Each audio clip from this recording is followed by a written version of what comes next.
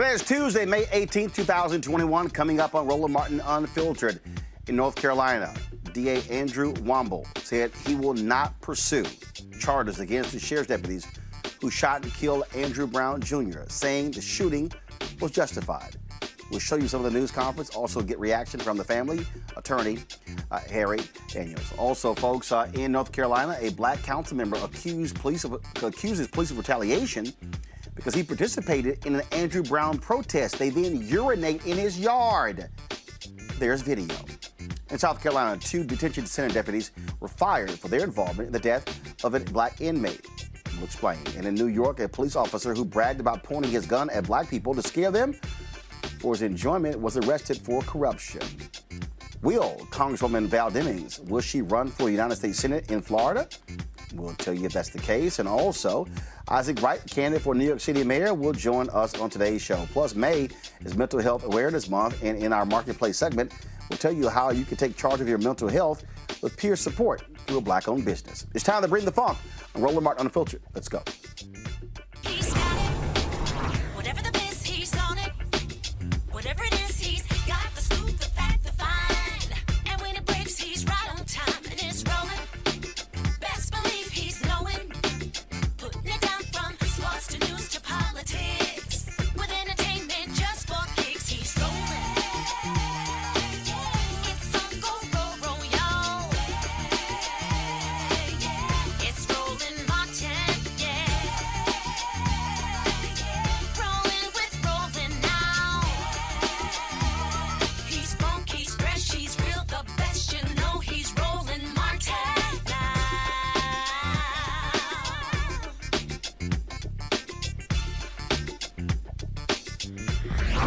Martin. Today, Elizabeth City, North Carolina, District Attorney Andrew Womble announced that he is not going to pursue charges against the sheriff's deputies who shot and killed Andrew Brown Jr. on April 21st, saying the shooting was justified. He said the officers reasonably believed deadly force should have been used in the shooting of Brown. On Wednesday, April 21st, 2021, Andrew Brown Jr. of Elizabeth City, North Carolina, was shot and killed by 3 deputies with the Pasquotank County Sheriff's Office. This incident occurred at the residence of Mr. Brown, located at 421 Perry Street in Elizabeth City, North Carolina. After reviewing the investigation conducted by the North Carolina State Bureau of Investigation, Mr. Brown's death, while tragic, was justified because Mr. Brown's actions caused 3 deputies with the Pasquotank County Sheriff's Office to reasonably believe it was necessary to use deadly force to protect themselves and others. Only 44 seconds had passed between the time officers jumped out of their vehicle and Brown was shot to death. This right here is the video footage that he showed at today's news conference. You see the video where all of a sudden, there's audio, please turn it up. You see them jumping out of the car.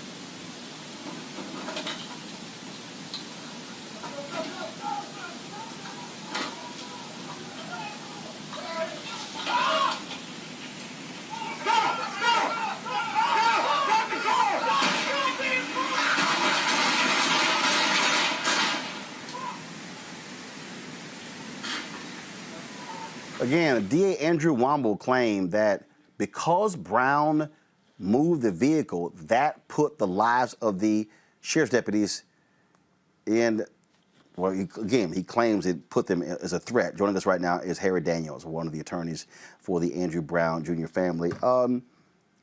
So they fought the release of this for all of this time.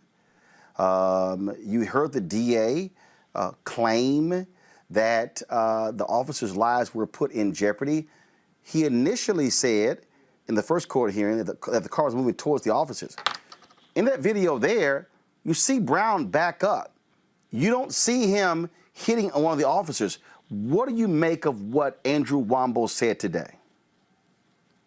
Roland, Andrew Womble, in my opinion, and this is my opinion, is that he has no integrity. He should not be presiding and making any decision as relates to this case should be prosecuted or not.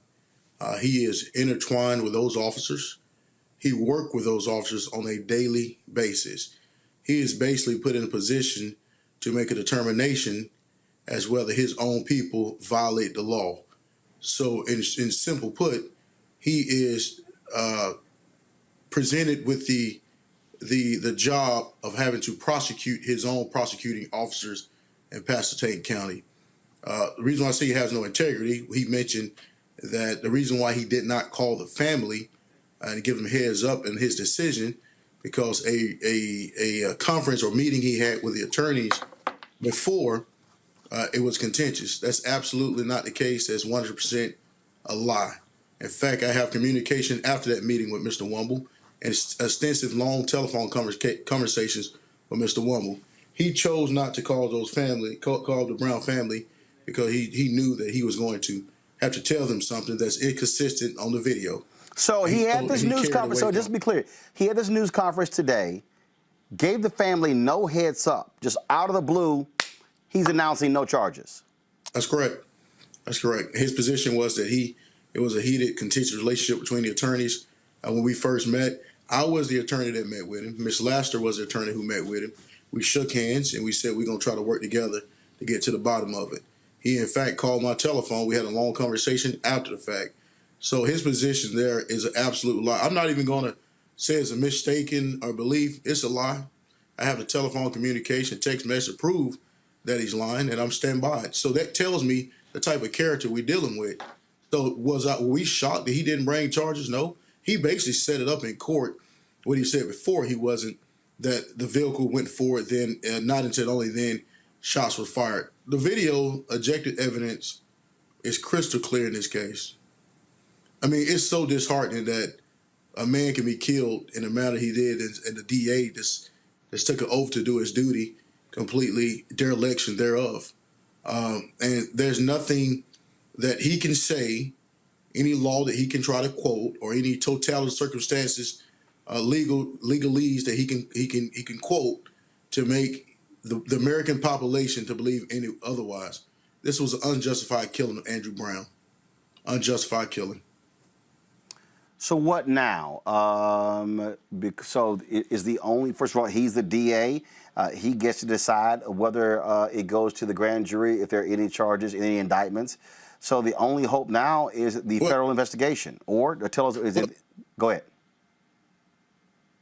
Sorry, go ahead, Roland. What now? Do we hope that the feds launch an investigation and take it to a grand jury? Well, the Department of Justice is currently investigating this matter. I'm sure that investigation is deeper or more broad than the surface in which the SBI or investigated matter. So we hope that the Department of Justice, in particular Main Justice, will be moving forward to bring charges, civil rights charges.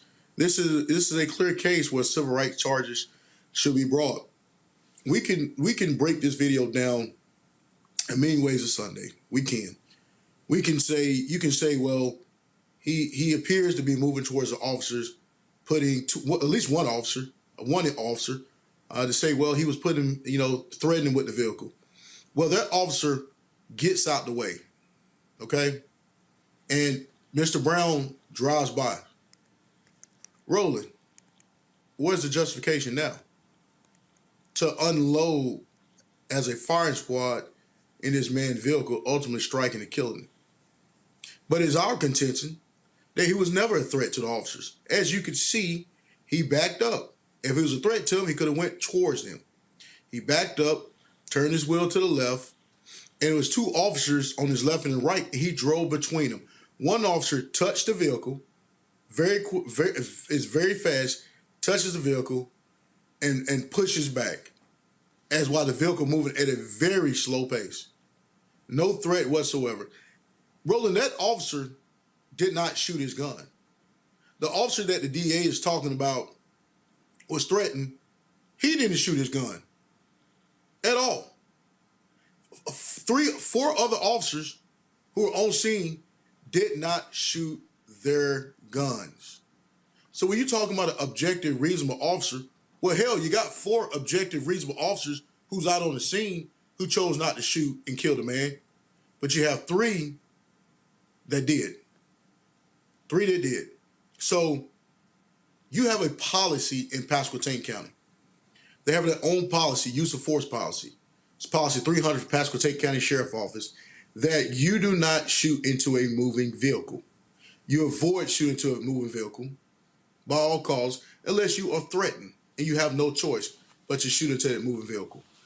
One of the reasons is because you don't know who's in the vehicle. It could be children in the vehicle as such, or you could shoot an individual and that person lose control and possibly cause injury or death to an innocent bystander or somebody else. So that's their policy. Their policy specifically says that you try to move out the way. So let's take their policy. The deputy, for argumental purposes, he was in the way, he moved out the way. He followed the policy. You get out the way. You don't shoot in the vehicle, you get out the way. But after he moves out the way, the barrage of fire shots begin. So, violation of own policy. Further violation of own policy that you shoot a suspected felon. It's specifically forbidden in Pasquotank County to do so. Forbidden to do so. But when you look at this policy versus what we saw on this video, no threat. If it was a threat, the threat was eliminated, but they still killed it. They still killed it. Also, no justification. It's interesting here that, so he shows this video forcing cameras to point their cameras at the screen. He won't release the video. Well, the court has to release the video. He, in essence, by showing the video, he released a portion of the video because obviously media recorded the screen, obviously. However, at this point, there's no question about the release of the video because he says he's not going to press charges. So there's no real reason for the video not to release. In fact, the public have seen a significant portion of the video that we believe are the relevant parts, but I think there's other relevant parts to this video. For example, I believe one of the main reasons why they don't want the entire video released because you may have incriminating statements on the video by one officer. Hey, man, why did you shoot? Well, I didn't shoot. Or I thought that he had a gun. Or I thought this. Incriminating statements. This district attorney, Roland, sounded like a damn defense attorney. He was poised in position at all costs to defend the acts of these officers. He was not an ambassador of justice.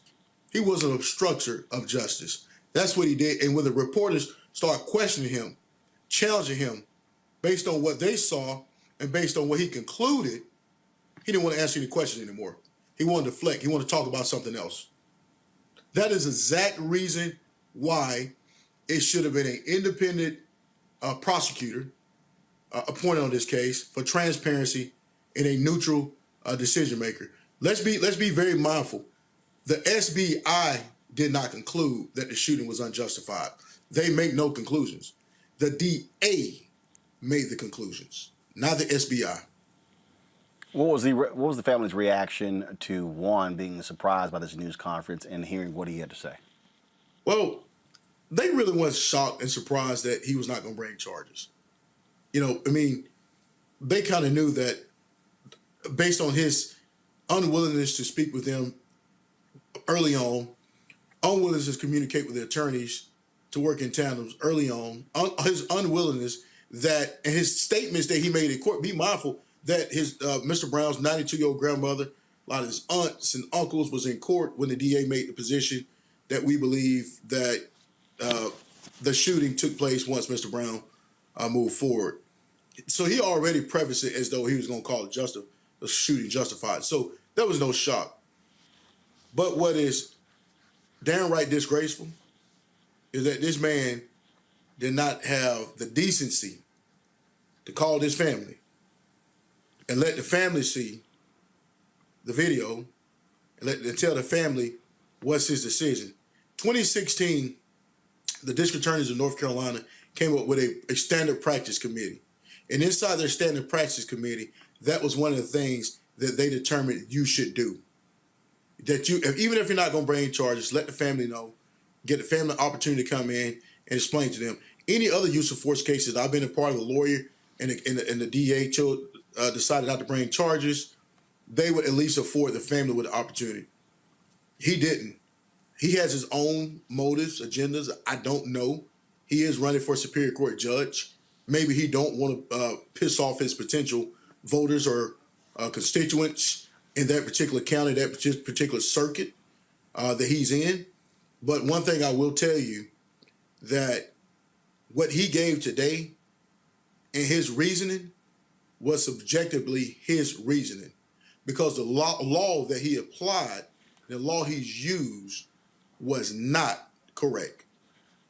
He stated that when Mr. Brown, if he refused to obey to the officer's command and stay in the vehicle, he believed that he's using the vehicle as a weapon. Well, what if Mr. Brown just decides to stay in the car? Is he using the vehicle as a weapon? No. This district attorney believes that. So that shows his incompetency. And he's incapable to preside, to make any decisions, and his lack of integrity that I personally know he has.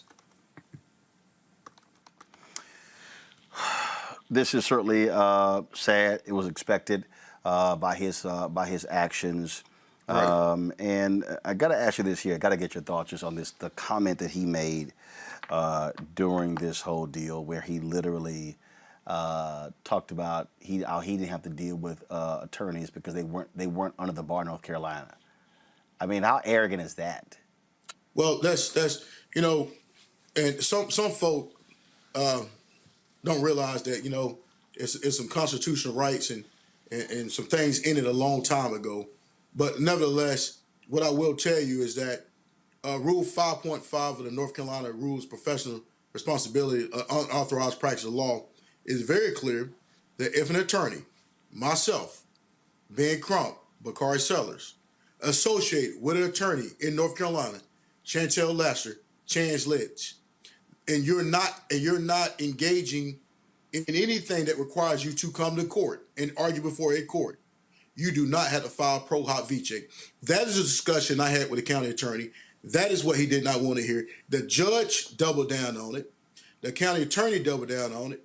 And the district attorney doubled down on it. What you got is a conspiracy between the judge, the district attorney, and the county attorney, because both of them make the same statement, and it do not make sense.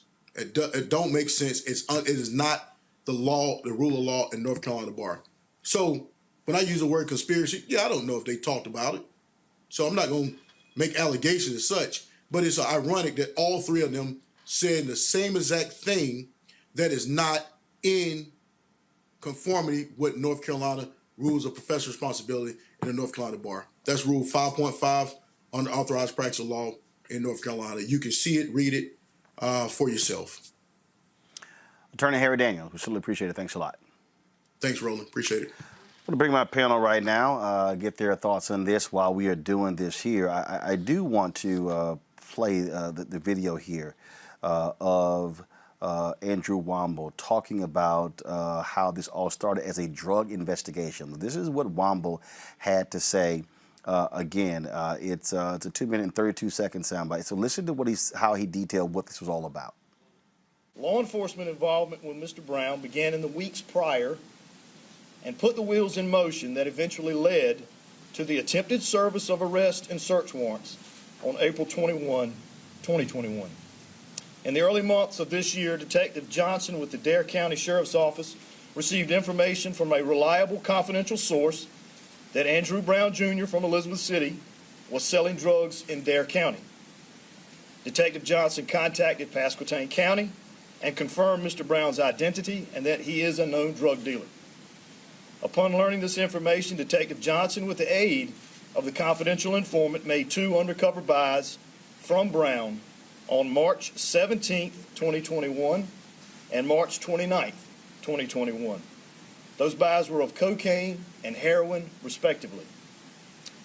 A later SBI lab analysis determined that the heroin was laced with fentanyl. Subsequently, arrest warrants were issued for Brown's arrest on April 20th, 2021. Simultaneous with the activity of the Dare County Sheriff's Office, Pasquotank County Sheriff's Office began collecting their own intelligence on the drug activity of Mr. Brown at his residence at 421 Perry Street. Detective Ryan Meads applied for and obtained a search warrant for the residence and vehicles of Mr. Brown.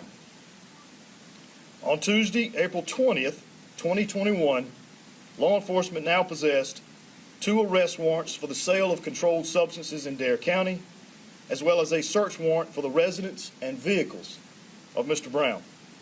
A joint team of law enforcement from Dare County and Pasquotank was assembled. The Dare County Drug Task Force was to provide surveillance, and the officers present that day were Detective Johnson, Sergeant Ruth, and Detective Langley.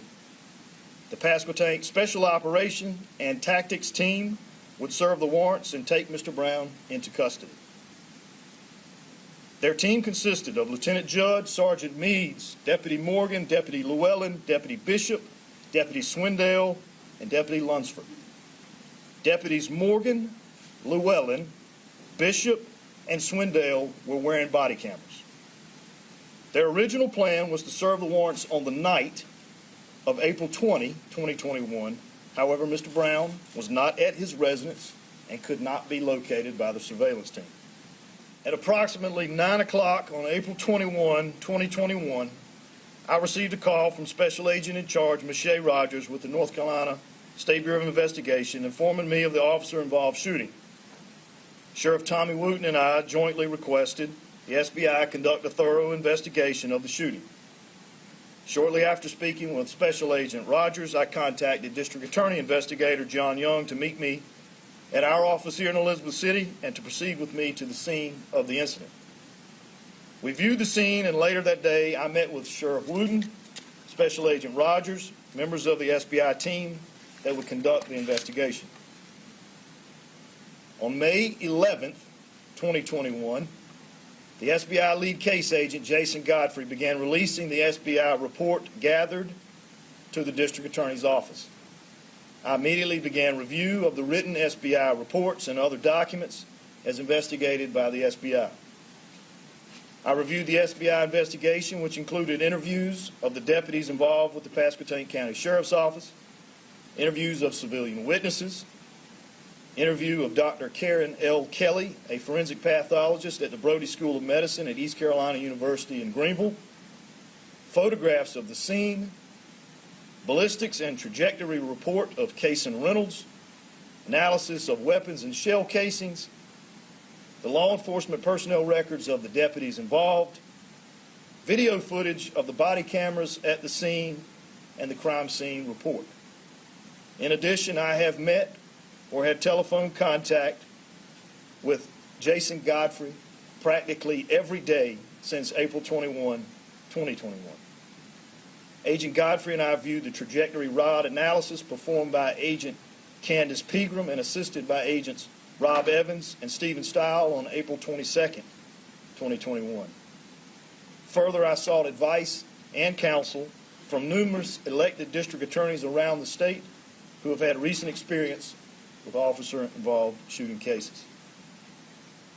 There are 14 houses near 421 Perry Street, and each location was canvassed for evidence and witnesses. 4 civilians provided statements to law enforcement. Ms. Demetria Williams stated she lived in the vicinity of 421 Perry Street and heard gunshots from inside of her residence. She further stated that after hearing the first shot, she exited her home, went down the street, and saw the remainder of the shots being fired. Miss Williams' home is approximately 100 yards away from 421 Perry Street. The total elapsed time from the first shot to the last is 5 seconds, calling into question Miss Williams' statements regarding witnessing the shooting. The second civilian to give a statement was Daniel Sturdivant. Mr. Sturdivant stated the incident occurred prior to 8 a.m. He stated he heard officers shouting commands, at which time he walked to his window. Sturdivant stated the officers were firing into the car while they were giving Brown commands to get out. The third civilian to give a statement was Ashley Bechtel.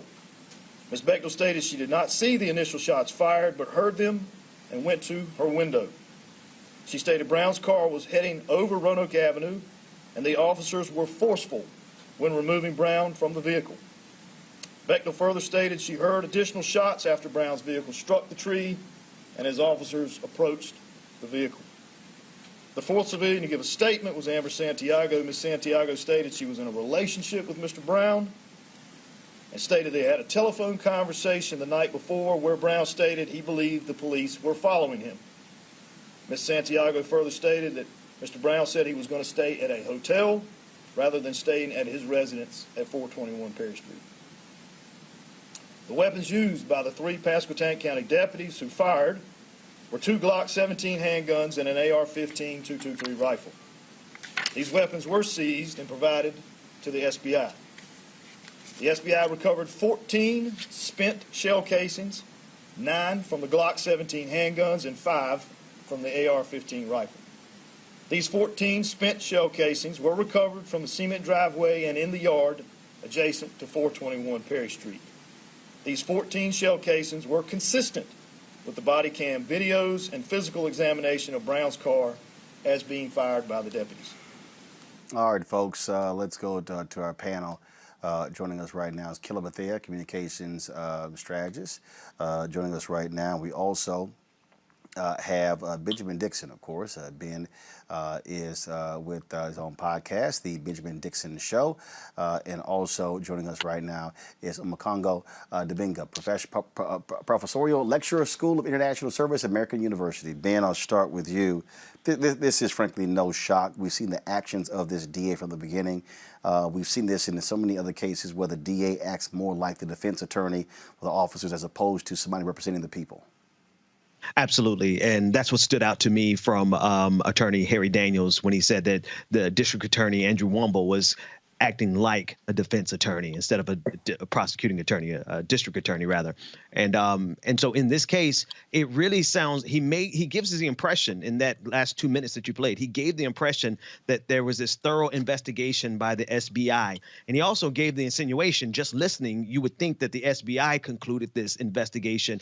But as the attorney Harry Daniels stated, that's not the case. And so we see that he's actively inserting himself into this in a manner that's beneficial to the people that he's charged with investigating. And it just shows you that there's an inherent conflict of interest when a district attorney who is in league with these officers often, at all times, he works with them when he's charged to investigate them. And so this suggests that there should always be a separate prosecution, a separate investigation that is not controlled by the people who are friends with the officers who commit these types of shootings. Kelly, we've watched this man literally go through this. In today's news conference, he spoke about laying out this, making the decision, how his office arrived at this decision. I want to play this soundbite and then have you respond to it. And so, because obviously he was speaking about the public opinion. The public opinion, how this is being portrayed with the protests and things along those lines. And so let me know when we have that soundbite ready, folks. Again, it's a 1 4 second soundbite.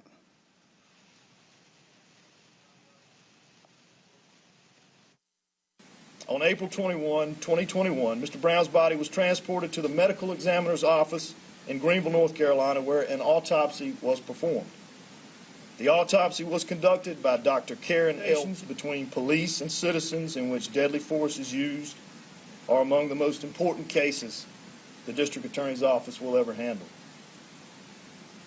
My prosecutors and I have a duty to objectively analyze the totality of the evidence and circumstances, and that means we must face difficult issues which have been discussed at length in this report. It is my sincere prayer that no one is ever killed by law enforcement. But I also pray that law enforcement are never placed in the position of having to make the decision to use lethal force to protect themselves or innocent lives around them. I want our community to understand that this office put significant effort into ensuring that this decision was based on the facts, the evidence, and the law, and not on public opinion. Kelly. So the thing that I literally just wrote down is how he was saying it's his prayer that essentially police are not ever in a position to do something like that, which is, for me, a dog whistle saying that they were forced to kill somebody unnecessarily so because their lives were in danger, so to speak. But if you look at the very little video that we were able to see as the public, the police put themselves in that situation. They created the chaos. They are the ones who ante-upped the response and the exigent circumstances. They created that, and for him to talk about, his office did this and his office did that. There's been no transparency. There's been no collaboration. There's been no cooperation. There's been no working together with the victim in this case. He is acting, I believe Benjamin just said it, as the defense attorney, like we've seen many DAs across the country act like, but he's also acting like judge, jury, and executioner by way of how they've been handling this case. And I wanted to go back to the fact that they are the ones who looked at all of this video, and and Andrew Brown's people, his representation, were only able to see less than 20 minutes of it. There's almost 2 hours of video. I believe it's like 5 videos or something like that. They've only, out of 2 hours, they were only able to see less than 20 minutes of it. And it shows me how much of a cover-up this is. It shows me the lengths in which they want to go and are willing to go to evade accountability in this case. And it's not about a few bad apples. It's not about, singular bad cops, because he also wanted to point out that only one person shot, or very few people shot, in the grand scheme of the chaos that was that moment. But the fact that one person shot and the rest of the good apples, quote unquote, did not do anything is showing me that it is a rotten tree. It's not just a few bad apples that are falling from the source of the tree. The entire tree is rotten. And it is unfortunate that justice will not be served in this case, because the people who are supposed to be serving justice are essentially corrupt. Makongo, all of this to execute a drug warrant? This is incredibly ridiculous. We just saw in the neighboring state of South Carolina, they reintroduced the firing squad, and now we get to see North Carolina doing it right in front of our very eyes, again, for a drug warrant. Like you said, you know where the person lives, and you see in the press conference his conversation basically saying, well, this man was involved in drugs. He had a criminal record, as if he was worthy of death. This is a man who was a human being, whose family didn't even get the rights to the respect to be told that these officers were not going to be prosecuted or indicted in any way, shape, or form, again, over a drug warrant. How many times across the country do we have to see our own people be killed for the most minor of issues? And when I say minor, we know that he was not going to pose a threat to them. He was not armed. We see people shoot up movie theaters and grocery stores who are armed to the teeth and end up surviving. He should have been able to survive this encounter. And as it was just said, these officers put themselves in the line of fire and then say that they are justified in these types of killings. And we see by the video that they made, like you said, Roland, made all of this hoopla about not releasing. But now he's saying, well, there's not going to be a prosecution anyway, so I can do whatever I want with it. Forget the judge. They are working together at the disrespect of this family and to our entire community. And I'm very happy that the federal agencies are going to be looking into this. Again, folks, the only thing now is what do the feds do? So we'll see exactly what happens there. All right, folks, some breaking news just moments ago. The United States Senate moved to advance the nomination of Kristen Clarke to the full U.S. Senate for a vote. Of course, if confirmed, she will be the first woman confirmed to lead the Civil Rights Division for the Department of Justice. Again, Republicans have been highly critical of her, just like Vanita Gupta. Criticizing her tweets, criticizing, of course, her position as when she was president and CEO for the Lawyers Committee for Civil Rights under Law. And so, in fact, in committee, they only had, folks, it was 11-11 vote. 11-11 vote that took place in committee. And so, but now she moves forward with that. Which means that I have not seen if you're going to see Joe Manchin or someone vote against her. And so, again, Kristen Clarke's nomination moving forward for a full vote in the U.S. Senate, that is certainly good news, Kelly. I'm elated. History is certainly being made here, but more importantly, accountability will, finally come back to that office. The fact that she's the first Black woman, first woman, if I'm not mistaken, to hold this position. Again, history is certainly being made here, but at this point, I am just glad that there's some normalcy as far as ethics and policy coming back to the DOJ. And it starts with people like Kristen Clarke, and her personal code of ethics on top of the ethics that she holds as an attorney at law, to bring back some form of integrity to that office. So congratulations to her in advance for being the first. And this is just overall Black girl magic for me. I'm just happy about this. Omakongo, this has been, of course, a constant battle with Republicans. They do not want freedom fighters like Kristen Clarke at all. And so we actually see this. And of course, they don't want aggressive civil rights attorneys there in the Department of Justice.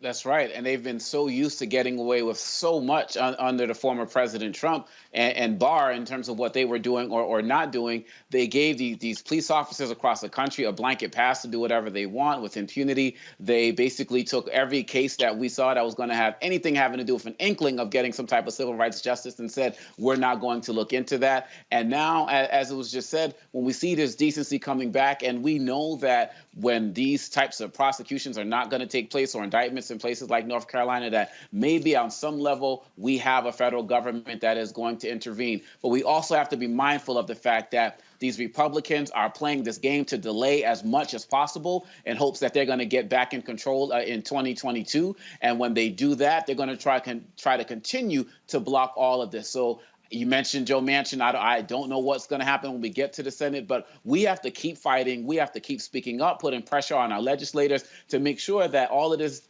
delay, deny, and try to make sure that we don't have the opportunities to get the justice that we are entitled to. We have to make sure that it does not continue. And Ben, again, having Kristen Clarke there running the Civil Rights Division of the Department of Justice, it's hugely important. She has been a strong advocate for civil rights, a president, CEO of the Lawyers Committee for Civil Rights under Law.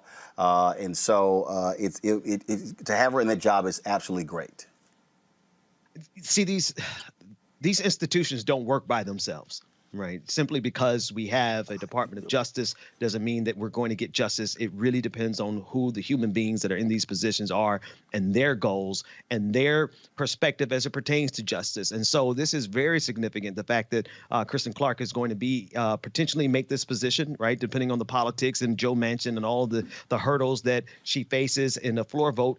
But if she is to make it there, that is a signal that we can finally start getting justice in these in the Civil Rights Department, because like the other guest said, under Donald Trump, it was an opportunity for them to ignore civil rights as well as just take the banner of civil rights. That's what they want to be able to do in this country too often, is to have the appearance of justice, but not giving us the reality thereof. Absolutely. And so, folks, we are going to be watching to see who votes for Kristen Clarke when that comes up for a vote. I want to go back to Elizabeth City, where this story is crazy. An Elizabeth City City Council member believes the cops there are retaliating against him for joining protests demanding the video be released in the death of Andrew Brown Jr. Councilman Gabriel Atkins spoke to his colleagues hours after Brown's death, expressing his fear as a black man and later calling for the release of the footage showing the fatal incident. Well, guess what? Atkins posted this surveillance video to his Facebook account of 2 instances last week where a uniformed police officer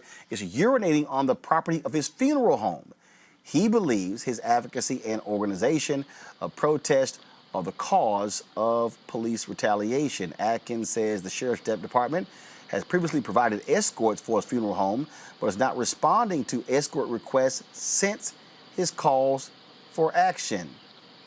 Guess the sheriff's folks didn't realize, Omakongo, that there were cameras there. This is the kind of action we see, and the fact that they're not even responding to his funeral home, yeah, these are sheriff's deputies now being pissed off that they're being challenged by the public. And I think you might have had that pun intended when you said pissed off. It's just shameful, not even respect for the dead. We're talking about a funeral home here. And I do fear for this councilman because we have seen across the country, we saw it with the person who filmed Eric Garner's killing. We saw it with the person who filmed the killing of Walter Scott as well, that these police will retaliate if you out them in any way, shape, or form, if you speak up. And to go and find that, and then again to deny the escorts as well, these officers do not want to do their job. And that's why we need the Civil Rights Division, because if you can't respect the dead, if you can't respect families and say we're not going to have indictments, if you can't respect people who are city council members enough to not go and do something like that, what type of hope and respect does the average person on the streets of Elizabeth City have? Not much. The thing here, Ben, is that these cops all across the country, they cannot stand folks demanding accountability. That's right. Absolutely. And the other component of this is, Roland, too often we think of cops as being fair arbiters of justice because they put on a badge and they have on a uniform. But when in reality, underneath that badge and uniform is a person that has political ideologies and that are in some proximity to or servants of white supremacy. They are human beings who are carrying out their own personal agenda. They just so happen to have on a badge and a uniform and guns. And so in this case, we're seeing that, and not just this case, but all over the country, these officers absolutely are acting out because they have been able to go with impunity. They've been able to do these things for years without any accountability, and the nerve of black people to actually say enough is enough. And they're saying that they just can't handle it. You know, Kelly, look, and bottom line is this here. That's what I keep telling people, the hell with them. They don't like accountability. Guess what? Stop shooting folks, stop killing folks. Ain't that hard? I mean, you would think that it's not hard, but for an entity of people, especially in the South, whose history is rooted in Klansmanship and racism, police officers will have a difficult time not giving into their instinct of seeing black skin as a weapon and trying to either apprehend it or subdue it altogether. So the fact that we are looking at footage right now of a police officer in uniform desecrating holy ground for the most part. You know, when you go to a funeral home, any funeral home, it is sacred ground. That is a neutral territory away from chaos, away from conflict, away from drama. You are there to honor loved ones. You are there to honor those who are no longer amongst the living. And for an officer, anybody, to dishonor that shows you not just how disgusting they are, but who they really are as a person. Like, they are disgusting, not just the act. They are disgusting. And the fact that this disgusting act is stemming from this good old boys mentality of having to stick together in wrongness and shame. There's something to be said about that. There's something to be said about the fact that people are so willing to uphold racist status quo that they are willing to trespass on sacred ground and show just how pissed off they are about it, pun intended. Folks, in South Carolina, 2 detention center deputies, they have been fired for their involvement in the death of a black inmate. Body cam footage of the incident has been released showing the moment Detention Sergeant Lindsay Fickett and Detention Deputy Brian Hull tased and kneeled on Jamal Sutherland's back. Sutherland, who'd been diagnosed with schizophrenia and bipolar disorder, was arrested the previous day at a mental health and substance abuse center for his involvement in a physical altercation. The victim's mother, Amy Sutherland, says the family was never informed her son had been transferred to the jail. In a statement, Charleston County Sheriff Christian Graziano said, "In my career as a law enforcement professional, I've seen my fellow officers take on mental health responsibilities that they are not equipped to handle. This must be changed, and I am committed to implementing that change." Well, it certainly starts with folks getting fired, and so we'll see if that happens. Folks, police unions across the country are reevaluating how they respond to police misconduct.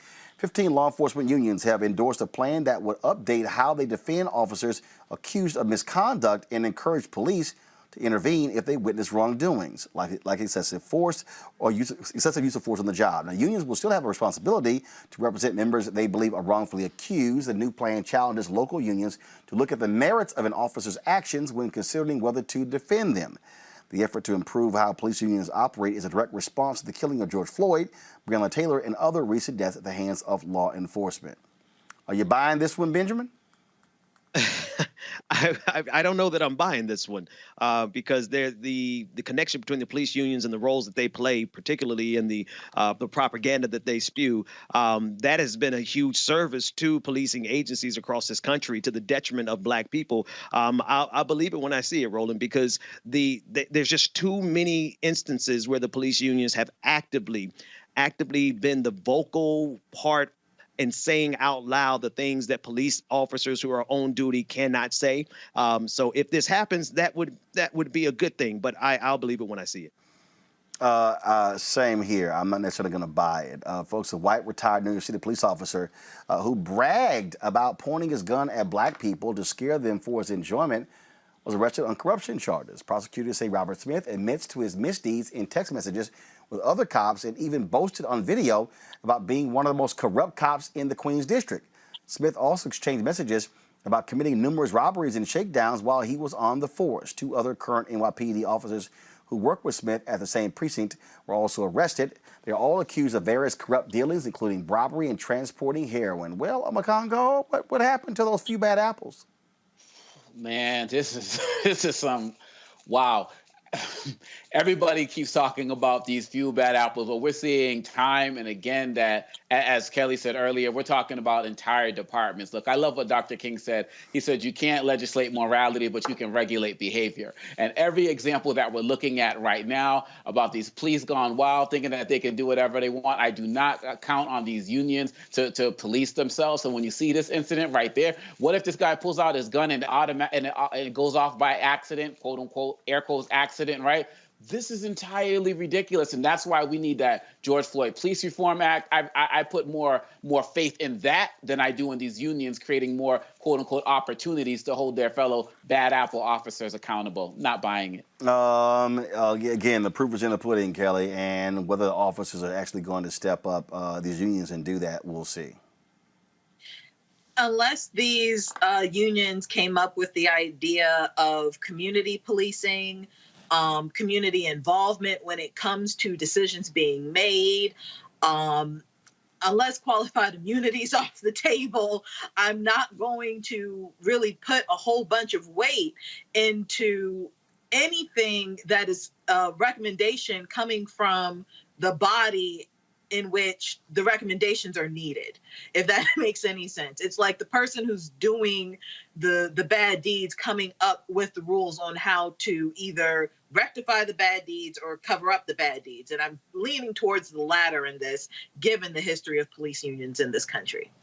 All right, folks, got to go. Actually, before we go to a break, it's official. The city of Columbus, Ohio, will pay $10 million to the family of Andre Hill, the unarmed black man who was killed by police in December. Of course, approved by the city council last night, the largest settlement ever will be split into 2 installments. The family will receive half by the end of 2021. The remaining balance will be dispersed in the first quarter of 2022.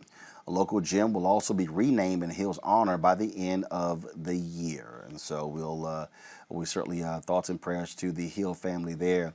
And folks, it's real simple. If you don't shoot and kill unarmed black men, cities would not have to be paying millions of dollars in settlements. We come back. Republicans, Kevin McCarthy, the Republican minority leader, is against a commission. Is against, y'all, this is too funny. I can't wait we discuss this. Is against a commission to look into January 6th. Wait until I tell you what he actually had to say. It's going to be too funny here, y'all. He literally wants Congress. He literally wants them to investigate BLM and the protests in Portland, and even go back to the shooting of Steve Scalise at a congressional baseball practice. That was 4 years ago. It's amazing how y'all love looking over January 6th. That's next to Roland Martin Unfiltered. Racial injustice is a scourge on this nation, and the black community has felt it for generations. We have an obligation to do something about it. Whether it's canceling student debt, increasing the minimum wage, or investing in black-owned businesses, the black community deserves so much better.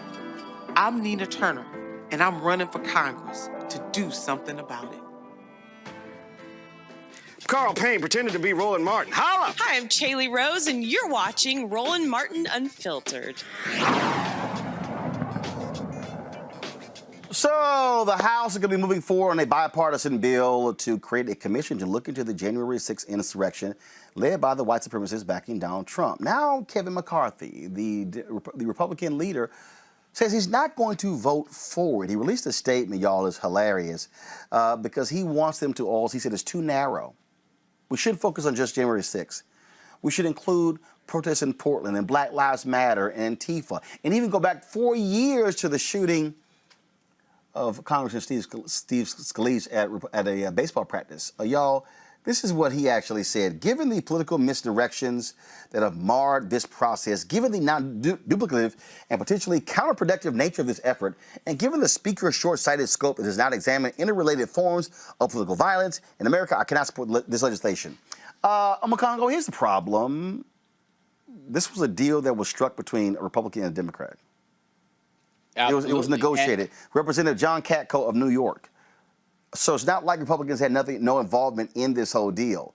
No, this is Kevin McCarthy still trying to kiss the ass of Donald Trump. 100%. And let's be mindful of the fact that the Democrats made good faith efforts in putting this commission together, because Nancy Pelosi originally wanted to have it be all Democrats or majority Democrats, whatever it was in the beginning, and she decided on having this even split. And so they made their attempts to do this. This is completely ridiculous. And Kevin McCarthy is spineless and only interested in trying to maintain power at the feet of Donald Trump so he could become House leader again. And so what we're seeing right now, when he talks out of the other side of his mouth, there is no accountability for anything that happened on January 6th, even though he mentioned earlier that the president shared some blame with this. And we are seeing that these Republicans, whether they're talking about these guys are just tourist visits and just taking pictures and all of that, they are going to engage in every aspect of denial of what these insurrectionist terrorists did on January 6th. And they're going to engage in whataboutism on every other group until there is nothing left. They're going to try to take this to the ground, and we can't let them. It really is interesting how these people, Kelly, have no integrity whatsoever. I mean, they are so hell-bent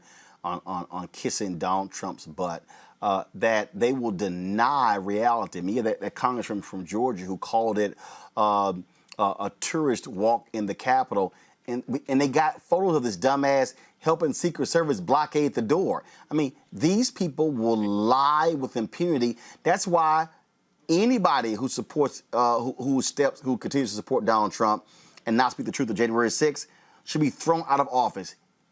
All of them, on the federal level, local level, does not matter. Get rid of all of these Republicans.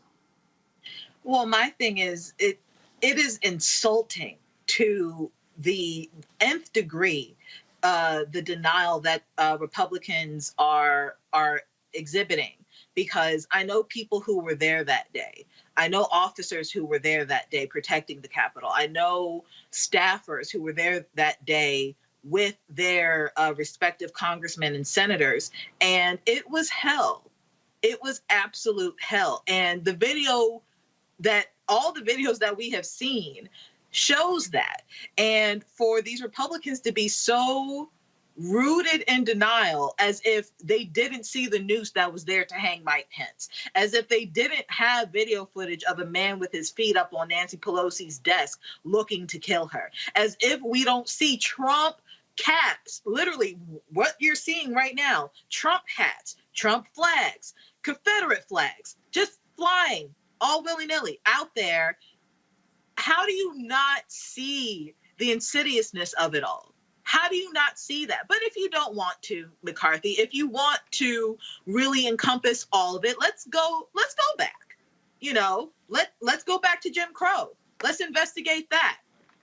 Let's go back to Reconstruction when you denied us 40 acres and a mule. Let's investigate that. Let's investigate the fact that my ancestors were kidnapped, put on a boat, taken thousands of miles away to service you against their will. Let's investigate that. If you really want to encompass it all, let's go there. But if you're not going to go there, shut up. These people have no decency, no honor, no integrity, no principles, no values, Benjamin, none. They must be defeated badly at the box office, at the ballot box. They're bad faith actors, and they have no compunction. They have no hesitation about being straight hypocrites, because the only way they can maintain their power, Roland, is by lying.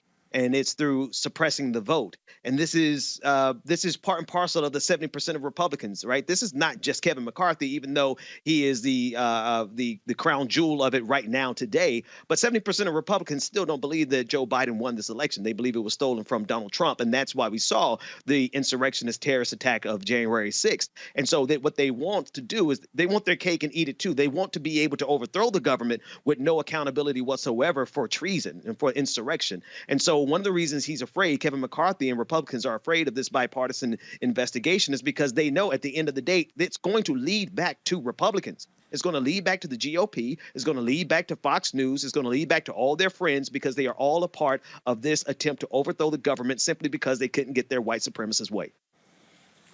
It's as simple as that, folks. We have been, of course, having numerous candidates who are running for mayor of New York City on the show. That is going to be coming up real soon, next month. Joining us right now is Isaac Wright, Jr., who's running for mayor. Isaac, glad to have you here. Look at the latest polls. You look at who's leading, Eric Adams, Andrew Yang. How are you going to make the case to vault to the top of the leaderboard? Well, you know, Roland, and thank you for having me. One of the things that we've learned about polls in recent history is that they've slowly, over time, have gotten more and more out of touch with the public. Of course, you know, what any candidate is dealing with in modern times is, and actually for a very long time, is the issue of money. There is a sense that media, they want to follow the money. There is a sense in politics that the person with the most money is the guy that you want to jump on the bandwagon with. But that's not the sense of the people. And I think what's happening with politics today, and I was just watching the segment on Donald Trump, is that, you know, there was an insurrection, but the ultimate power is in the people. And that's why Joe Biden is president, because ultimately the power in this country is in the people. And I think it's the same thing that's happening now in New York City.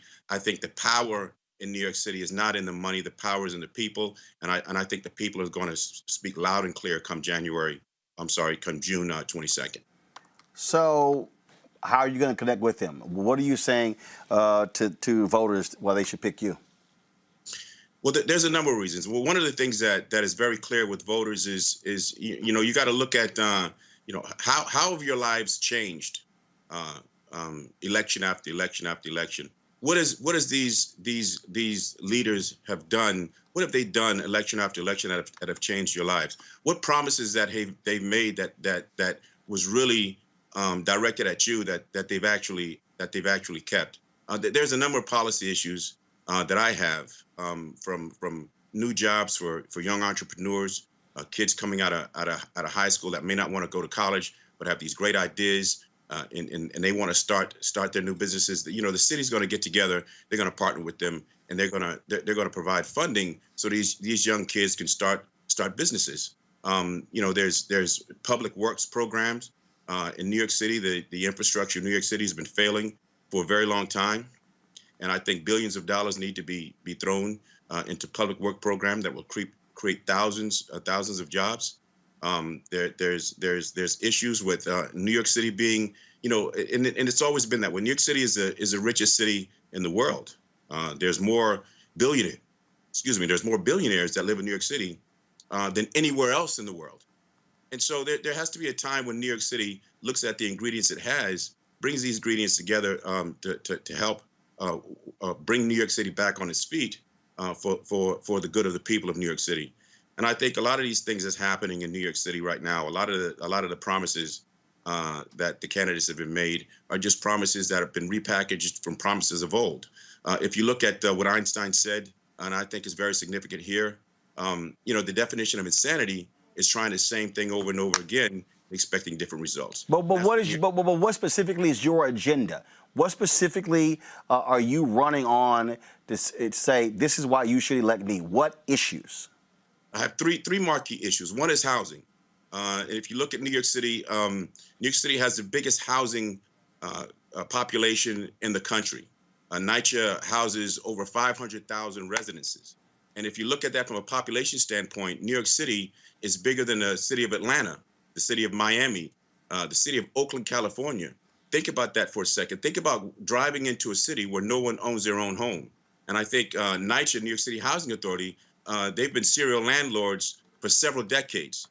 People are born in these complexes and they die in these complexes. And one of the marquee issues for me is to change NYCHA, to convert NYCHA from a serial landlord to a conduit for home ownership. I think every one of these individuals in these low-income housing should have the option of buying their own home, should have the option of being able to leverage that home so that they can send their kids to college, so that they can start their own new businesses, so that they can probably sell out and find a better place to live.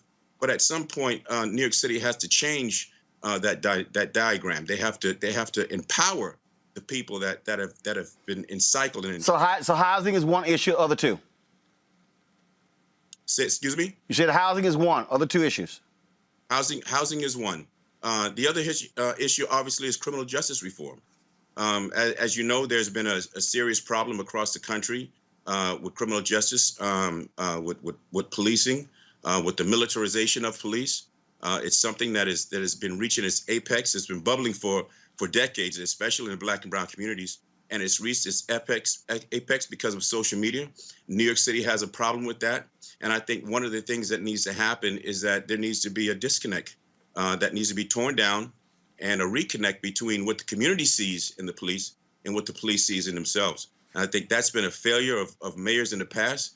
And one of the things, and my background speaks for itself. One of the things that is at the forefront of my background is my relationship with law enforcement.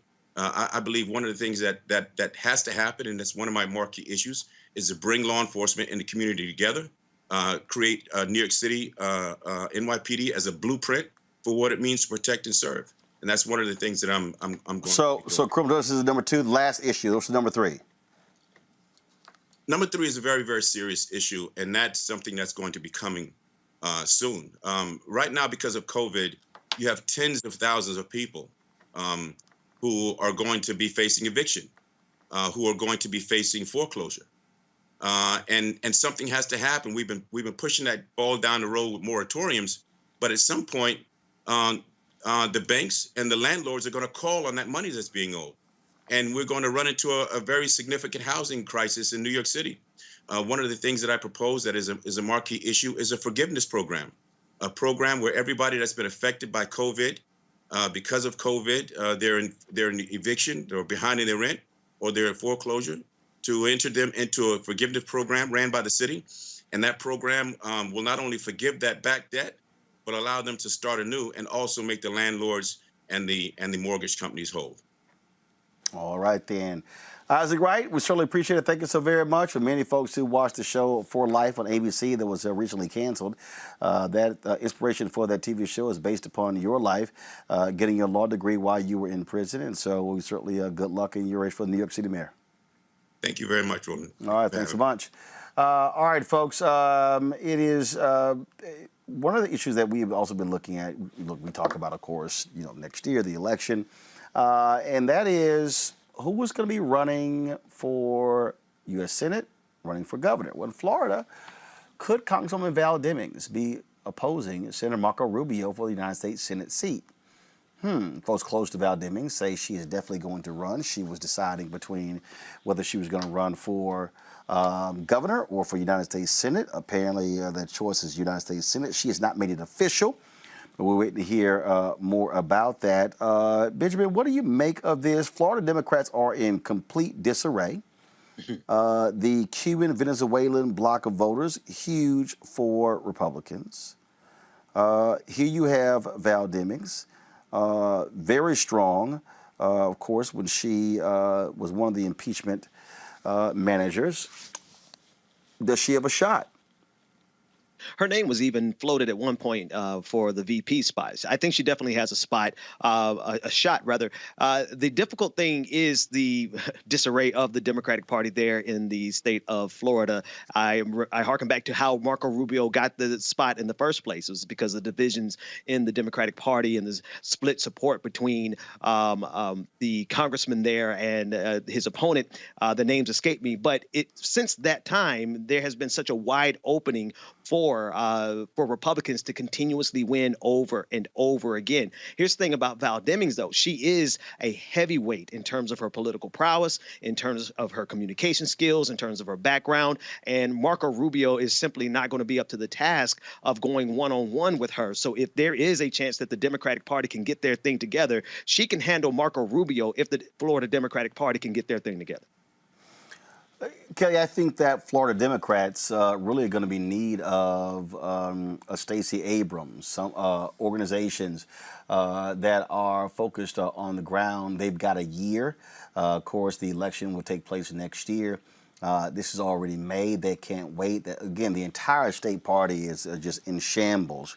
Republicans have solidified their support in Florida. It used to be a swing state. It's a reliably red state. And so it's going to be an uphill battle for Congresswoman Val Demings to beat Senator Marco Rubio. What do you make of her chances? I think that if we are looking for a Stacey Abrams in Florida, it's not necessarily going to happen. However, because I'm not all that familiar with Florida politics, it is possible that there have already been boots on the ground, rallying the troops in regards to solidifying the Democratic Party such that they can actually be a formidable opponent against the state Republicans down in Florida. My main concern isn't necessarily, Val Demings has a shot or not. She absolutely does. My concern is her positioning in the House is so crucial as far as her committee assignments, as far as her voice in the House, and the fact that the majority that the Democrats hold in the House is dwindling what feels like by the day. Her leaving that seat for senator, while great for her and her state, as we all know, or should know, legislation starts in the House. If it doesn't pass in the House, it doesn't necessarily get to the Senate. And the power that the Democrats have in the House, frankly, is all we kind of have at the moment, because it is split all the way down the middle on the Senate side. So that is my only concern, that the power dynamic shift in the House should Val Demings, and I'm sure other Democrat congressmen will have that option of leaving for bigger and better things. But what does that mean in regards to the balance of the House when, frankly, Democrats across the country are more or less in shambles right now? Well, Congo, bottom line is here. Democrats, they've got slim margin for error. They currently have 50 seats. They want to pick up, obviously, a seat in Florida or pick up Pennsylvania or pick up North Carolina or pick up Wisconsin. And so it's going to be an uphill battle, but it's all doable. But you got to put together a broad-based coalition, and Democrats are going to have to cut into the inroads that Republicans have made with Latinos in Florida, but also they've got to turn out blue counties. They have done a horrible job in the last 2 or 3 cycles turning out voters in Broward and Miami-Dade, which is supposed to be Democrat strongholds. Absolutely. Well, I think that there are a couple of things that could be working in Val Demings' favor, and between her and Vice President Harris, they were my 1 and 1A for VP. I was great with either one, but for me, is there's a couple of things. These Republican shenanigans relating to January 6th, I think, have the ability to rile up much of the Democratic base in Florida as they see where this direction is going. Marco Rubio used to be somebody who had a little bit more respect before he caved in and became a sycophant to Donald Trump. But we also have to remember that we have many people who came out who are in prisons who have the right to vote, and they ran into a lot of challenges in the last election because of the blockades that were put up against them. And we've been working, people like LeBron James and other people paying their different fines to get them more engaged. So what I'm saying, and then you have Val Demings with her law enforcement background as well. So, and her husband is also very influential. So I do believe that there is the ability to create a broad coalition there, but people definitely have to hit the ground and reach people outside of the normal news stations and airwaves to really get them to the polls, despite all of the challenges that are going to be made for them. And like you said, a Stacey Abrams type, I believe that there are already boots on the ground doing this type of work. And if anybody has a chance of pulling it out for the Democrats, it is indeed Val Demings. That's something that we'll actually be paying attention for and looking for her formal announcement. Let's go to Virginia, where critical race theory workshops mandated for teachers are now required learning for youth sports coaches.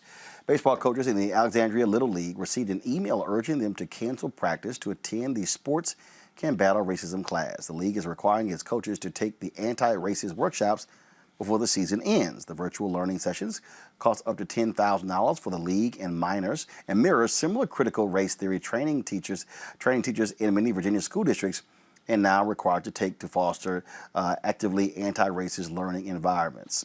Nothing wrong with going to class. I'm quite sure Republicans in Virginia, Ben, are not going to be happy, and they'll be bitching and moaning about this real soon. We can expect this before the end of the night. They're absolutely going to lose their minds over the fact that this is being offered as a class, and then, God forbid, it's going to cost the county $10,000. The number one thing that white supremacists fear is the ability of the people who have been oppressed in this country because of racism to be able to tell their own history. And so they are going to come. I expect a full court press. In fact, I think Fox News is probably going to cover it tonight, if not tomorrow, because the number one thing that they're afraid of in this country isn't COVID-19, it's critical race theory. Kelly, I do laugh at how Republicans just go so crazy with critical race theory. And hell, they can't even define it. That was what I was about to say. I was like, do they even know what critical race theory is? I don't think to date I've seen an interview in which anybody on the Republican side either answers the question outright or gives a correct answer at all. But I will say, shout out to Kimberly Crenshaw for just changing our mindset when it comes to race and intersectionality as a whole.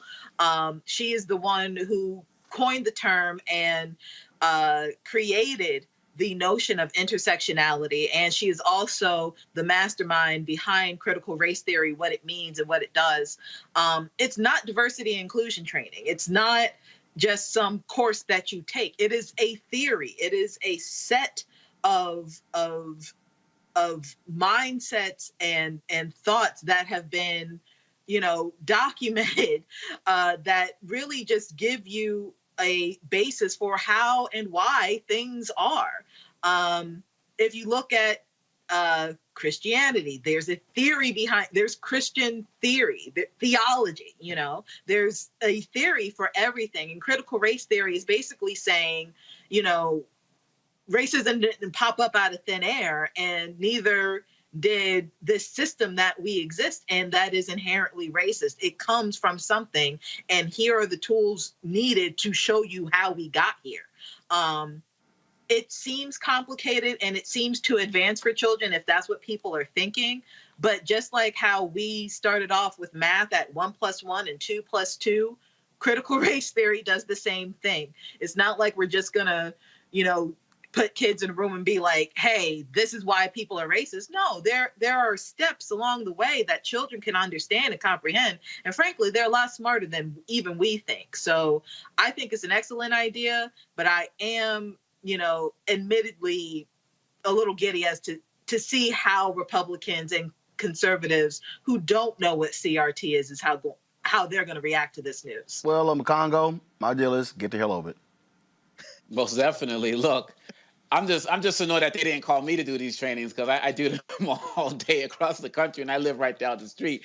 But more to the point, I literally spend my days working in K-12 institutions in public, private, and charter schools. And one of the things that is factual is that kids can learn to discriminate as young as 3 years old. Some say even earlier. They are learning this. And I can tell you about situations I'm dealing with right now in some of the schools I'm working with, where we have these elementary school students who are engaged in racist behavior, who are talking about making jokes about George Floyd or hands up, get up against the wall. I'm literally seeing this happening with kids ages 5, 6, 7, and older. It is actually happening. I just got off a call doing a training with about 200 principals from across the country. So this is real. And if we don't do the work to reach our kids now, and the people who are around these children, such as the adults who are part of this program, we can guarantee that some of those adults who may have some issues relating to their own ideas of race are going to be passing them down. I remember a story where during the last election,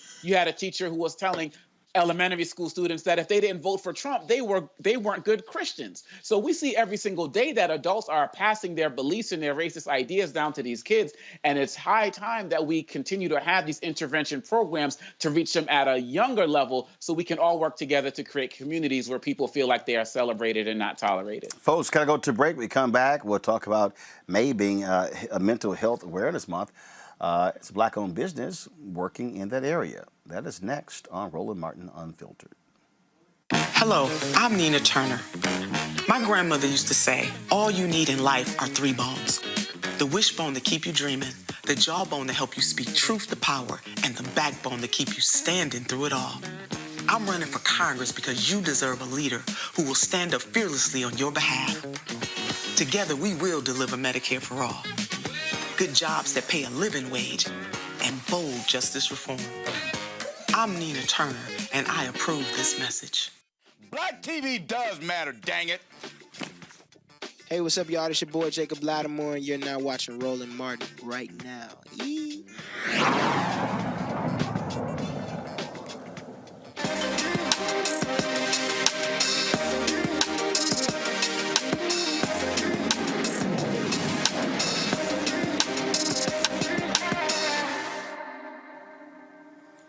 May is Mental Health Awareness Month, and joining me right now is Tamar Blue, the founder of Mental Happy, the first social network designed to help people of all races, genders, and economic statuses improve their emotional well-being through positive peer support. See, we find Black people who got all kind of creative stuff going on. Tamar, how you doing? Hi, thank you so much for having me. All right, so where did this come from? Where did the idea originate from to start this social network? Yes, so Mental Happy is a digital platform that is on a mission to make emotional wellness and mental health education and tools accessible and affordable. The idea really just came from my own life's journey. As most people, you're either in a place where you have a family background that really doesn't talk about mental health, or you have a background where you do talk about mental health, but maybe it's inaccessible or it's unaffordable. For me, I've lived both those experiences. I was once in that place where I couldn't afford it. And then when I could afford it, I had a hard time getting an appointment because everything was always booked. So I just started this mission to create this place where people can find something accessible, affordable, and they can get the education they need when they need it within this community and professionally led group support. When did you start and how long has it been active? We've been around for 4 years. We're currently based in San Francisco, California. And how has it gone in terms of your following? How has it increased over the last 4 years? Mental Happy has a community of over 100,000 followers. Individuals can find anything from these expert-led peer support groups to a supportive community for specific life events that they're experiencing, in addition to even free health resources. Questions from my panel. I'll start with you, Kelly. Do you need help? Can you use your health insurance for the pricing of it, or is this just solely regarding the social aspect of mental health? This is, we're hoping to have pricing where you can use your health insurance one day. That's something we're actively working on. In the meantime, we're keeping the prices affordable so people can join support groups for free. There are some support groups that are free to, even as little as $10 a month. Awesome. Ben. Are you seeing any trends in terms of the type of support that people are coming to look for more than any other type of mental health support? Yeah, one of the things that we see on the platform the most is people are needing help through specific life things that they're navigating, whether it's going through grief or maybe they were diagnosed with an illness or injury. I think what people are realizing now is, as individuals themselves, is that there's a strong connection between the things that we go through in life as adults and experiencing some type of emotional decline during that hardship and needing some type of support and understanding from other people who are experiencing the same thing. The most interesting trend that I've seen in the last 4 years of doing this is more men on the platform looking for resources and help. So that's great. When we started off, we were probably a community 80% men, 80% women and 20% men. And we're starting to see that eke towards closer to a 60-40. My hope is that one day it's as 50-50. Omokongo. I think that what you're doing is so commendable. And you mentioned the services that you're offering as it relates to adults. I was wondering if there are any plans to do work to reach younger audiences who may need that assistance, especially coming out of this whole COVID pandemic. Yeah, so that's our 2022 initiative. We are working in private beta right now with schools and organizations to reach children where they are, which is in school, in after-school programs. So it's something we're playing around with, testing and early talks with some organizations. But it's actually been my dream since I started Mental Happy to really reach children as young as 10. You talked about 100,000 folks being on the platform. How have you been doing with African Americans? In the beginning, not so well. I wasn't as vocal with Mental Happy. I was kind of on the nerdier tech side, just building the product. But over the last few years, really just kind of getting out, engaging with our community, doing more content, videos, really just sharing my own personal story. I'm first generation born in the United States. My parents are from Haiti.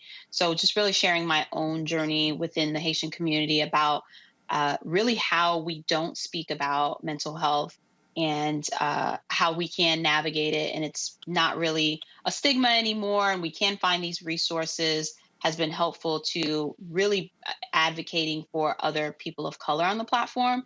The other thing that we've had a strong influx of is health and wellness professionals who are also African American themselves, who are starting these groups on the platform, which has been amazing to watch and see, because my personal problem that I had was also finding a health professional or a wellness professional or even a life coach who looks like me.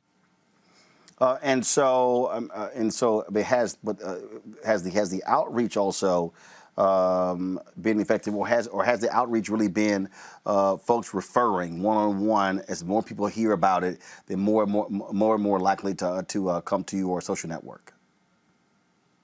Yes, we find that once an individual has been experiencing something, they're more likely to invite another family member. So it could even be the person that they're having an issue with, a conflict with, or sharing in the same problem to the group. The other way that people are finding the platform is that these health professionals, wellness professionals, life coaches themselves are also inviting their own clients, their own followers, whether it's through social media or an existing group that they had on another platform, to our more secure and private platform where we don't have ads. We don't market to anybody about anything. It's just purely about the health and wellness and education. All right, then. Tell folks where they can go check it out. mentalhappy.com. You can also follow us on Facebook. We're on Instagram and Twitter as well. Okay. Well, look, we certainly appreciate that. We hope folks will take advantage of that. Mental health is critically important, and the more resources, frankly, we have, the better. And so I think for a lot of people who also have been running away from that, it's great to be great to have a place where they can feel comfortable going to. Yes, absolutely. Thank you guys so much. All right. I appreciate it. Thank you so very much.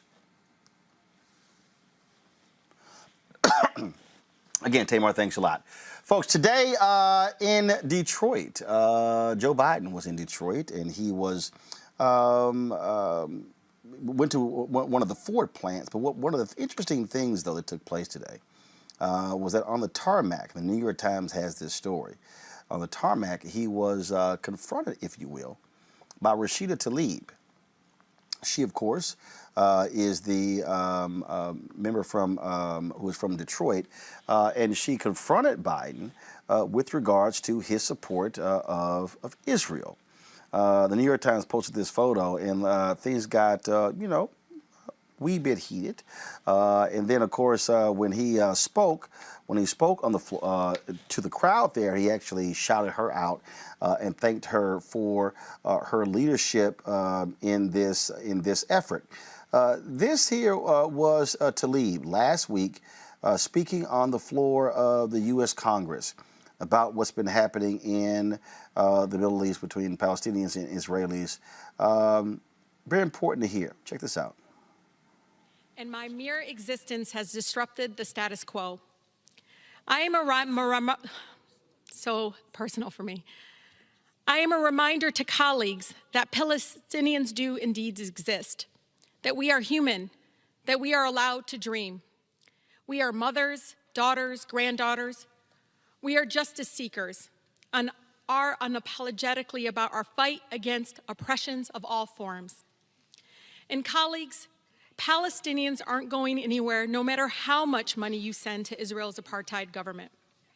If we are to make good on our promises to support equal human rights for all, it is our duty to end the apartheid system that for decades has subjected Palestinians to inhumane treatment and racism.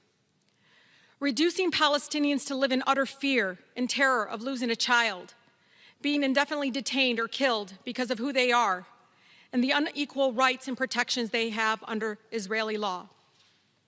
It must end. One of Israel's most prominent human rights organizations, B'Tselem, has declared Israel an apartheid state. Human Rights Watch recently recognized it too. This is what Palestinians living under Israel's oppression have been telling us for decades.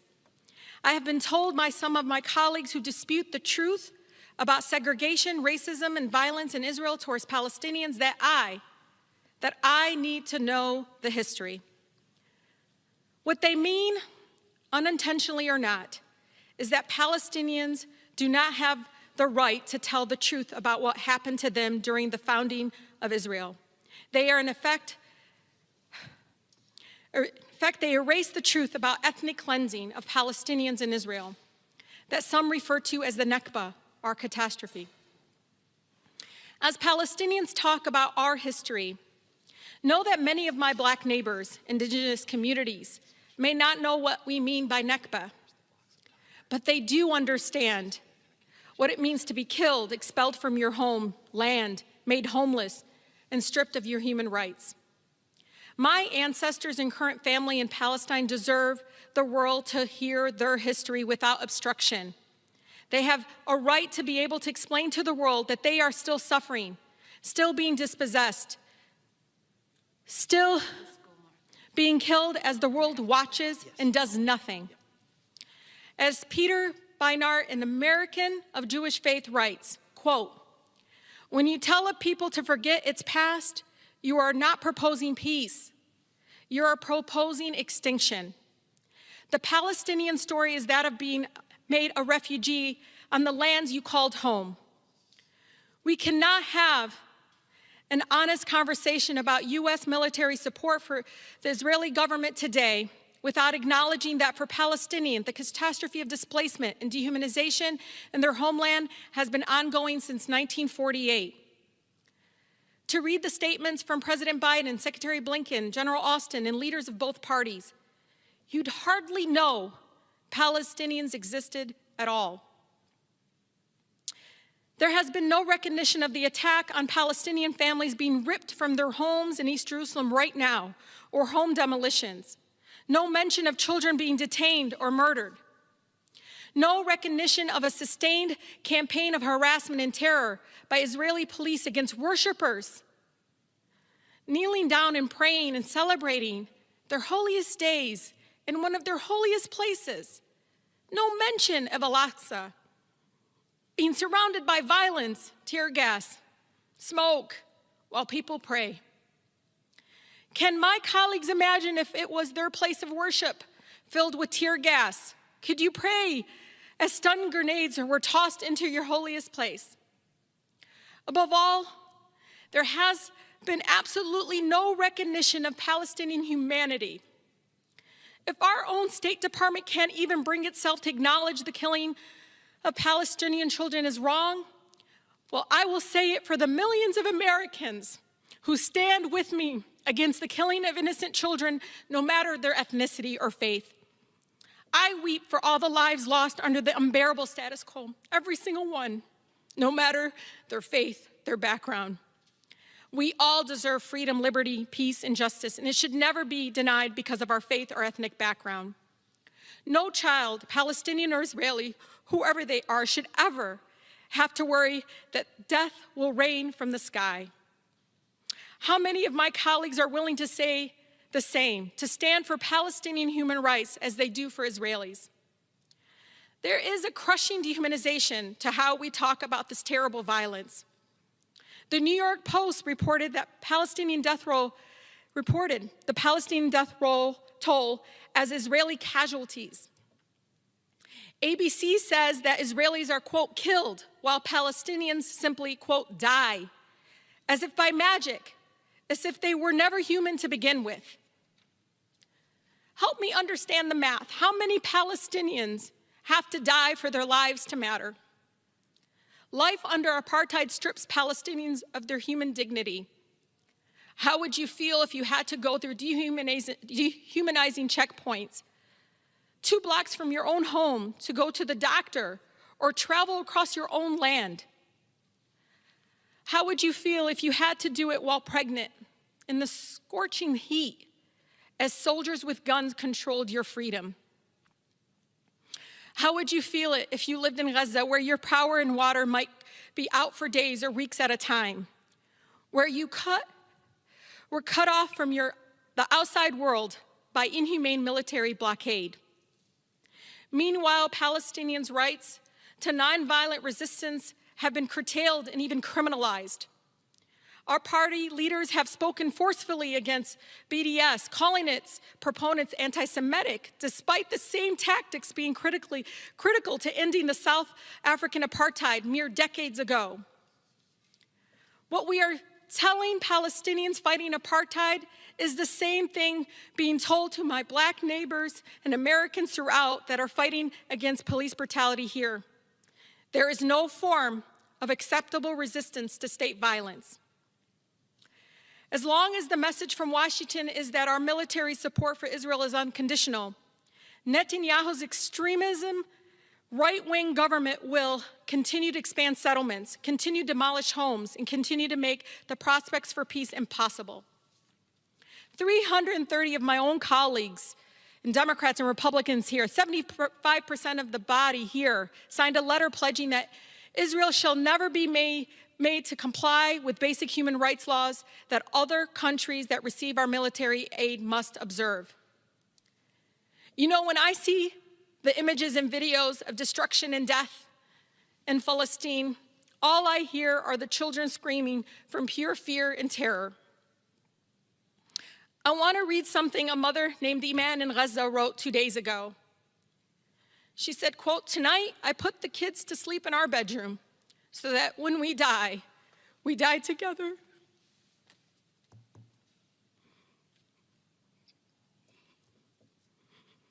And no one would live to mourn the loss of another one. The statement broke me a little more because of my country's policies and funding will deny this mother's right to see children live, her own children live without fear and to grow old without painful trauma and violence. We must condition aid to Israel on compliance with international human rights and end the apartheid. We must, with no hesitation, demand that our country recognize the unconditional support of Israel has enabled the erasure of Palestinian life and the denial of the rights of millions of refugees and emboldens the apartheid policies that Human Rights Watch has detailed thoroughly in their recent report. I stand before you not only as a congresswoman for the beautiful 13 district strong, but also as a proud daughter of Palestinian immigrants and the granddaughter of a loving Palestinian grandmother living in the occupied Palestine. You take that and you combine it with the fact that I was raised in one of the most beautiful, blackest cities in America, a city where movements for civil rights and social justice are birthed, the city of Detroit. So I can't stand here. I can't stand silent when injustice exists, where the truth is obscured.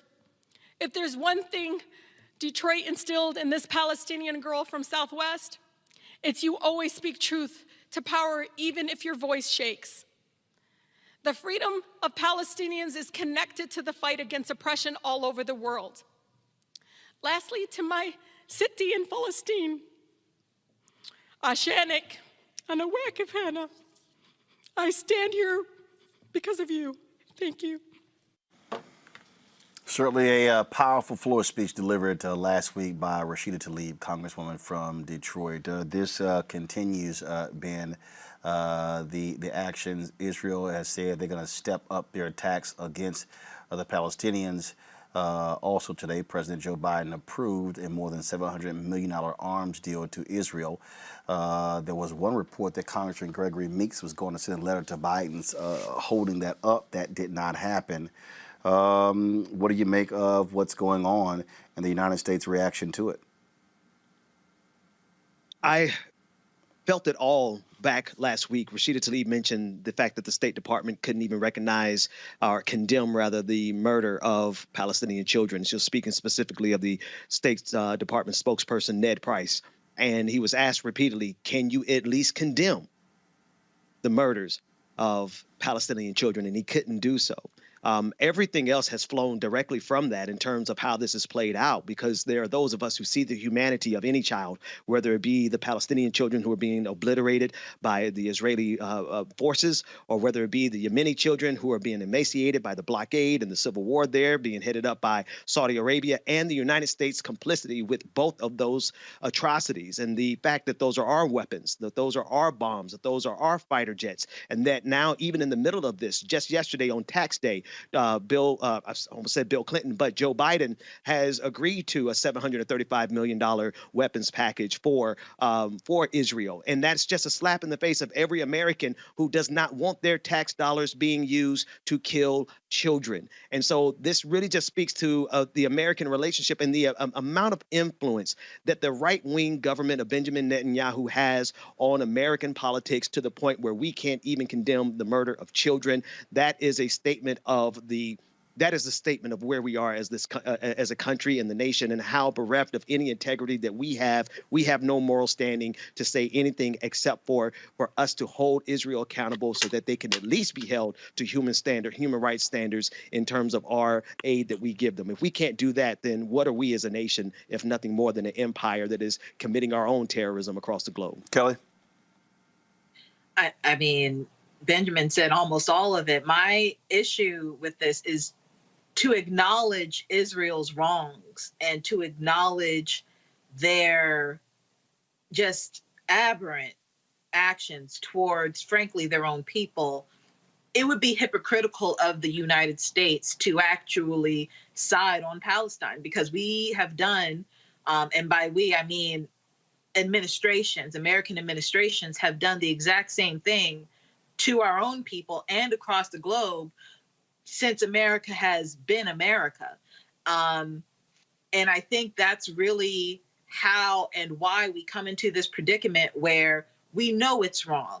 And if it were any other country, frankly, we would be on the side of Palestinians trying to save them. But because of the stronghold that Israel has on us and vice versa, mainly because of the hypocrisy that both countries share, we can't come to terms with our own atrocities. And it's kind of like they don't, as a country, America doesn't want to throw a stone on a glass house when we have a very thin glass house of our own. For those who think that this is just a religious issue, there are there are Palestinian Jews. There are Palestinian Christians. There are Palestinian Muslims. It's not a religious issue. This is political. This is an ethnic cleansing. This is genocide. This is xenophobia to the highest power. And American actions like this create the terrorism that comes on our shores, like 9/11. And people don't really want to think of it that way, but everything is connected. If we continue to be on the wrong side of history on this matter and others, we will see what we reap in time. So if anything, this is a warning to do the right thing. And it does not appear that the Biden administration sees it that way, considering that even in the middle of a pandemic and people losing their jobs by the day, still, we found $1 billion to send to another country committing apartheid. Mokongo, final comment. It's tragic. As somebody who, as a child, was out on the streets by my parents having protesting to have Nelson Mandela freed and apartheid, to see this happening right now, it is really terrible. And President Biden needs to really man up and be serious about this. You can't have low-level dignitaries over there. Anthony Blinken needs to be the person who's involved in these negotiations. You can't have a situation, we talk about this arms deal, but this is the arms deal on top of the last arms deal that was used to blow up some of these buildings from last week. And we see Jen Psaki and other members of the administration express more frustration at a building that had journalists in there were targeted. But guess what? Those journalists got to go home. There were people who were in those buildings who lost those homes. And when you have the Israeli government continually saying, well, we have intelligence that this happened and intelligence that happened, but never fully provided or make it public to the people, then we always have to be skeptical about what they're saying. President Trump completely ignored Palestine in his quote-unquote negotiations that he was making under his son-in-law, Jared Kushner, who knew all things Middle East. And now we see Palestinians once again exercising their right to speak up. And if President Biden really wants to honor his commitment to Rashida Tlaib that he made to her today, he needs to really get off of these private phone calls and publicly come out and say Israel needs to stop this. Because as long as Bibi Netanyahu knows that he can use this for political gain, because violence is what he uses to maintain power, and as long as the Republicans here in this country and other conservative groups can make Hamas look like they're the Palestinian government when they are not in charge and say that they are worthy of death so we can do whatever we want, we are going to continue to have this happen. And so I stand with Rashida Tlaib 100%. Folks, we certainly appreciate it. Thank you so very much, Mokongo, Kelly, and Ben for joining us on today's show. Folks, if y'all want to support what we do here at Roland Martin Unfiltered, please do so by joining our Bring the Funk fan club. Our goal is to get 20,000 of our fans each year supporting what we do, contributing an average of $50 each. Some people give more, some give less. You can do so via Cash App, $RM Unfiltered, PayPal.me/R Martin Unfiltered, Venmo.com/RM Unfiltered. Zelle is Roland at RolandSMartin.com or Roland at RolandMartinUnfiltered.com. You can also send a money order to 1625 K Street Northwest, Suite 400, Washington, D.C. 2006. Folks, that's it. I'll see you guys tomorrow right here on Roland Martin Unfiltered. I hope all is well. Have a fantastic day. Holla!